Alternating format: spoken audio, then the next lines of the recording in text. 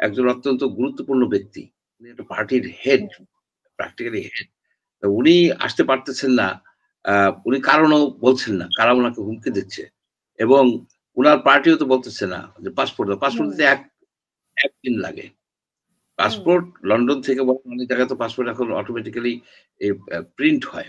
Embassy issue করতে পারে passport. হুম, আ travel pass আর passport তো মানে মেইন কথা হচ্ছে উনার বাংলাদেশে আসা দরকার। রাইট? আসার জন্য ট্রাভেল পাস হোক বা পাসপোর্ট হোক হোয়াটএভার এটা কোন বিরাট কোন আ বিষয় না। বিষয় হচ্ছে যে উনি ভয় পাচ্ছেন। উনি ভয় পাচ্ছেন। উনি ভয়ের জন্যই আসতেছেন না। সে ভয়টা কি আমরা নাগরিকরা জানতে মানে চাই। এখানে কিসের মনে ভয়? হচ্ছে না যে বিএনপি, তারেক রহমান এবং সরকার মানুষকে এক ধরনের ইভেন আমরা যদি সেনা প্রধানকেও ধরি, এক ধরনের ধোঁয়াশার মধ্যে রেখে দিয়েছে। আমরা খুঁজছি, কারণ খুঁজছি কিন্তু আমরা কারণ খুঁজে পাচ্ছি না। যেহেতু কেউই মুখ খুলছে না। আরেকজন এখানে দর্শক মুখ প্রশ্ন করেছেন খুলবে কে? এখানে যে আসলে ক্লিয়ার হওয়া উচিত ছিল যে ইউনূসের সাথে তারেক রহমানের আসলে কি ধরনের বৈঠক হয়েছে? সেই বৈঠকে আসলে কি হয়েছিল? সেটা তো সে বৈঠকও তো আপনার ছিল সিক্রেট আ বৈঠক। আচ্ছা বৈঠক। তার আগে আমি একটা জিনিস একটু ক্লিয়ার করে নেই। আমারও ক্লিয়ার করা দরকার। যে এখানে আমার পরিচিতি দেয়া আছে chairman centre for governance studies. আমি কিন্তু এখানে চেয়ারম্যান নাই। আমি গত আ প্রায় ১.৫ বছর হবে আমি ওখান থেকে রিজাইন করে চলে আসছি। এটা একটু আ হুম। মানে আমি দর্শকের উদ্দেশ্যে বললাম। গতবারও ছিল এবং কেউ বলছেন আপনি কি আবার সিজিএস এ জয়েন করছেন কিনা? আচ্ছা আমি ট্রাই করতেছি তো আমি আপনার এটা সিজিএস এ এটা মুছে দিতে। হ্যাঁ, আমি পারবো এটা মুছে দিতে। হুম। আচ্ছা এটা জাস্ট মানে কথার উদ্দেশ্যেই বললাম এটা। হ্যাঁ, আর এখন আর নেই। আর হচ্ছে যে ওকে, থ্যাংক ইউ, থ্যাংক ইউ। আ যেটা বলতেছিলাম যে এটাকে ক্লিয়ার করতে পারবে তারেক রহমান একমাত্র তারেক রহমানই যে কারা তাকে ভয় দেখাচ্ছেন বা তার জীবনের উপরে হুমকি হানছেন যে হুমকির জন্য উনি উনার মায়ের পাশে এসে দাঁড়াতে পারছেন না। এ একটা জ্বলন্ত প্রশ্ন। এই প্রশ্নের উত্তর উনার দেওয়া উচিত এবং আমরা সেই উত্তর চাই। যেকোনো লোক এই উত্তরটা চাবে। কারণ বাংলাদেশের একজন নাগরিক উনি।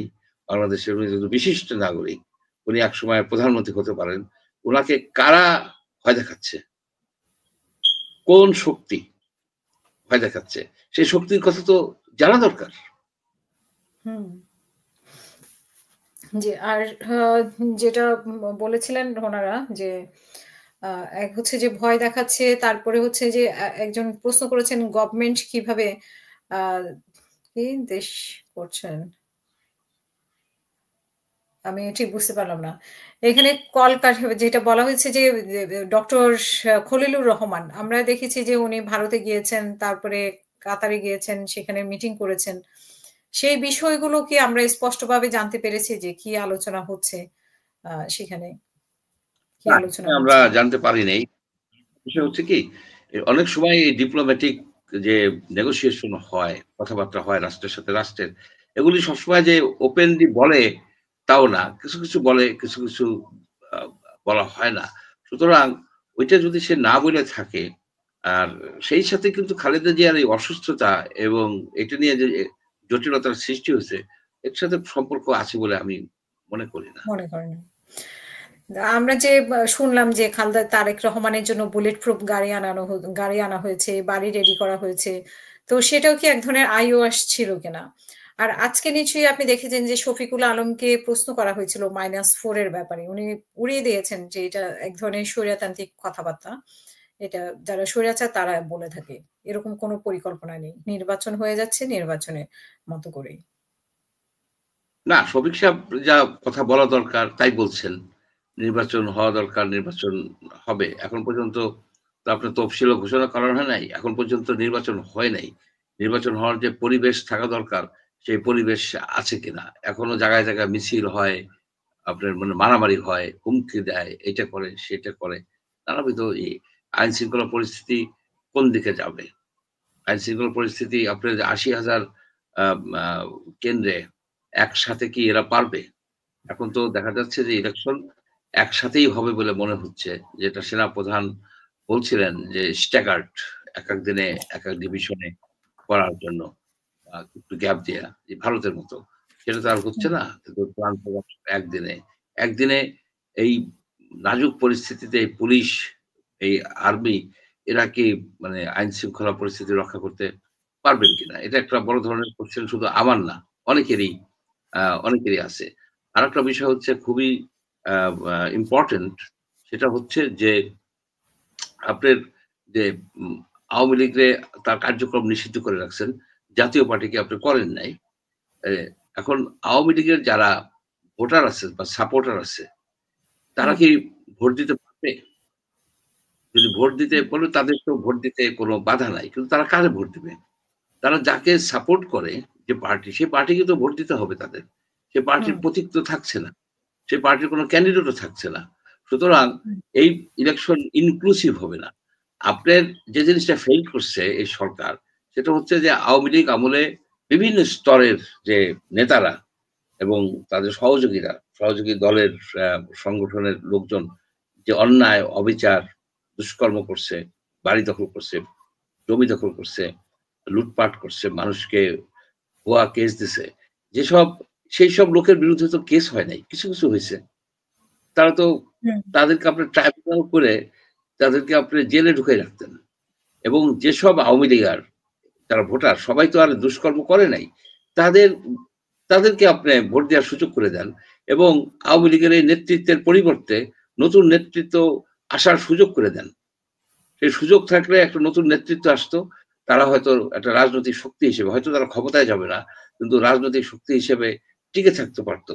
কারণ আওয়ামী লীগের যারা ভোটার, যারা, তাদেরও তো একটা ইচ্ছা অনিচ্ছার ব্যাপার আছে। তাদেরকে আপনি বললেন যে তুমি ভোট দিতে পারবা, তুমি হয় জামাতে দাও, বিএনপি কে দাও, না এনসিপি কে দাও, এর বাইরে তোমার কোনো চয়েস নাই। কিন্তু তার চয়েস হচ্ছে আওয়ামী লীগ, নৌকা আপনি তো নাই। আপনি জাতীয় পার্টিকে যে হেনস্থা করা হয়, জাতীয় পার্টির অনেক লোক ন্যাক্কারজনক কাজ করছে, তাদেরকে আপনি আইনের মধ্যে নেন। কিন্তু আপনি যদি ইনক্লুসিভ একটা শতাব্দীর শ্রেষ্ঠ নির্বাচন করবেন, অথচ ৩-৪ কোটি লোককে ভোট দিতে দিবেন না, এ কথা তো সেই ৩-০ মতো একটা কথা হয়, বাস্তবতা বিবর্জিত কথা। সকলকে আপনার ইনক্লুড করতে হবে। যারা অপরাধী, তারা ভোট দিতে পারবে না। অপরাধীদেরকে চিহ্নিত করার জন্য আপনি কি করছেন? আপনি কিছুই করেন নাই। কতগুলি গায়েবী মামলা দিচ্ছেন, কিন্তু অ্যাকচুয়ালি যে ট্রাইব্যুনাল করে প্রত্যেকটা জেলাতে এই যে 17 বছর 15 বছর, তারও আগেরও আছে, সবই আওয়ামী লীগের, তা তো না, তার আগের থেকেও এই যেসব পান্ডা আছে, গুন্ডা পান্ডা সন্ডা, যে বাড়ি দখল করে, জমি দখল করে, তাদেরকে আপনারা কি পানিশমেন্ট দিতে পারছেন? তাদেরকে জেলে ঢুকাতে পারছেন? আর পারেন নাই। যদি পারতেন, তাহলে এই কোশ্চেনটা আসতো না। তারা তো বলবে যে আমরা তো অভিযান চালিয়েছি, চিরুনি অভিযান, তারপরে আরো কি ডেভিল হান্ট, তারপরে আরো অনেক নাম তো শুনেছি যে ওনারা করেছেন সেই অভিযানে। তো তারপরেও ওনারা কেন কন্ট্রোল করতে পারলেন? কিছুই হয় নাই। কিছুই হয় নাই। এগুলি সবই বায়বীয় কথা। কিছু নিরীহ কিছু লোক ধরা পড়ছে, নিরীহ। কিন্তু আসল যারা অপরাধী, তারা পুলিশে ঘুষ দেওয়া হোক বা কায়দা করে হোক, অনেকে বিদেশের কাছে, অনেকে আলো ছায়ার মতো করে থাকতেছে। একটা সময় আসবে যে এরা আবার সমাজে রিসাইকেল হয়ে যাবে, যে ভালো হয়ে যাবে। তো আমরা যে জুলাইয়ের যে চেতনা ছিল কি, যে যত রকমের অপরাধী আছে, এই সব যে অপরাধী, এই যে দুষ্কর্ম, এই যে আপনার যে এই মানুষের কাছ থেকে টাকা পয়সা নিচ্ছে, চাকরি দালালি করছে, আপনার কন্ট্রাক্টারি কুক্ষিগত করছে, অনেকে ছিল আওয়ামী লীগের কন্ট্রাক্টর একটা উপজেলায়, তার সেই সব কাজ করবে। সেই সব লোকগুলি কোথায়? সেই সব লোকগুলি এখনো এলাকাতে আছে, ঢাকায় আছে, ঢাকার লোক চিটাগাং, এভাবে আছে। তাদেরকে ধরার জন্য যে, তাদেরকে আইনের আওতায় আনার জন্য যে উদ্যোগ গ্রহণ করা উচিত ছিল, সেই উদ্যোগ গ্রহণ করা হয় নাই। উদ্যোগ গ্রহণ করে তাদেরকে আটকায় ফেলে তারপর আপনি নির্বাচন দেন। আওয়ামী লীগে যারা ভালো আছে, তারা আসবে নির্বাচনে, আসবে, তাতে অসুবিধাটা কি? জাতীয় পার্টির ব্যাপারে বলা হচ্ছে যে জাতীয় পার্টি নির্বাচনে আসতে পারবে, মানে শুধুমাত্র আওয়ামী লীগ ছাড়া সবাই নির্বাচনে আসতে পারবে। 14 দল তাহলে কি নির্বাচন করতে পারবে? এমনটাই তো আজকে যে শফিকুল আলম যেটা বলেছেন, সেই প্রেক্ষাপটে শুনেন যে সকল পার্টি যদি জামাত ইলেকশন করতে পারে, জামাত তো আপনার যুদ্ধাপরাধীর একটা দল ছিল, রাইট?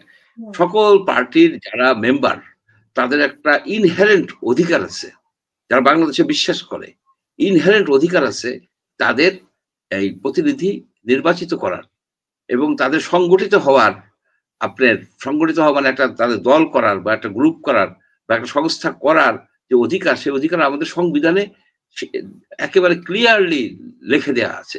এখন যদি আপনি ৩-৪ কোটি লোক যারা আওয়ামী লীগ করে, আমি একটু উদাহরণ দিচ্ছি, আওয়ামী লীগ কিন্তু তারা কোনো অপরাধী না, এবং তাদেরকে যদি আপনি সংগঠিত হয়ে তাদের প্রতিনিধি নির্বাচিত করতে না দেন, তাহলে কি সেই নির্বাচন কি আপনার অংশগ্রহণমূলক, ইনক্লুসিভ যেটা বলেন, পার্টিসিপেটরি, ইনক্লুসিভ, ফ্রি, ফেয়ার, অনেকগুলি অ্যাডজেক্টিভ বলেন, সেগুলি কি হবে?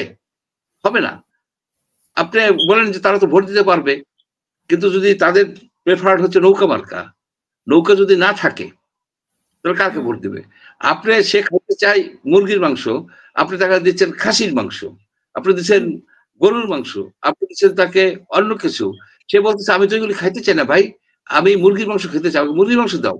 ঠিক তেমনি সে নৌকা মধ্যে যে ভালো একজন ক্যান্ডিডেট, তাকে সে ভোট দিতে চায়, কিন্তু আপনি তাকে সেই সুযোগ দিচ্ছেন না। অর্থাৎ